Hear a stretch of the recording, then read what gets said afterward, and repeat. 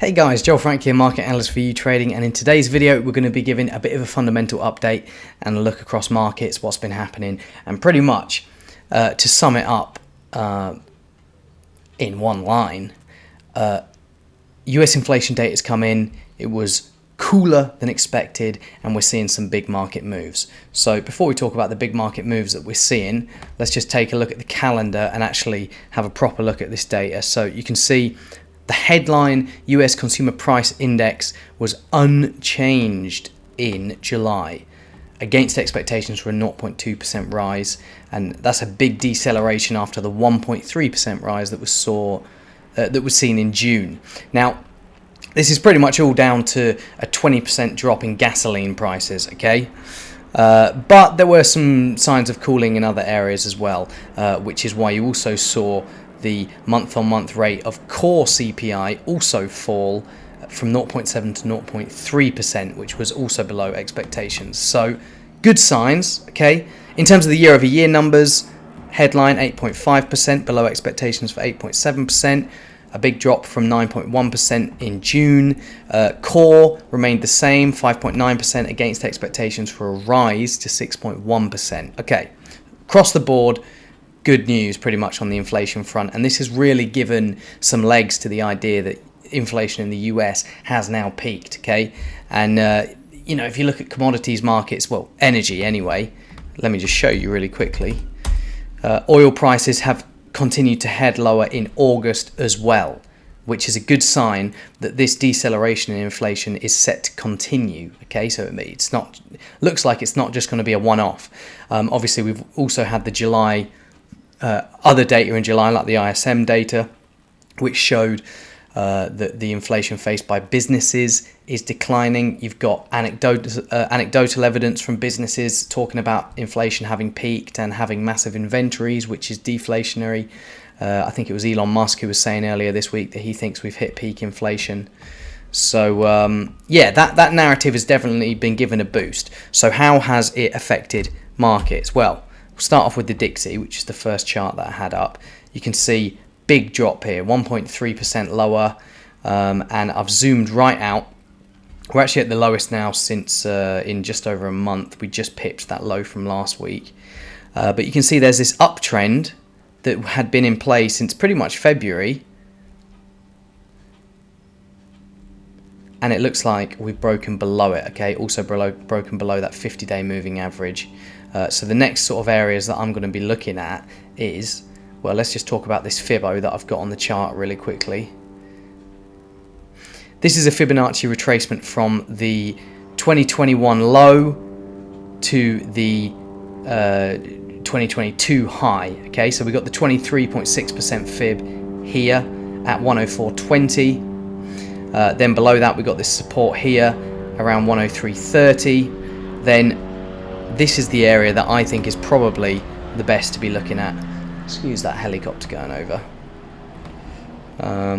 Around 103, the low 101s, excuse me. That is the interception of this May low and the 38.2% Fibonacci retracement. Okay, so I'm thinking that,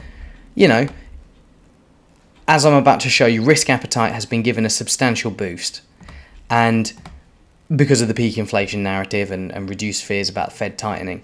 And if that continues, then though the US economy is stronger than, the Eurozone economy, UK economy, Japanese economy, though the Fed policy tightening outlook remains much more hawkish than the central banks in all those countries, the dollar is also a safe haven asset, so we could see that safe haven demand for the dollar unwind, okay? And that could weigh on it in the short term, I think.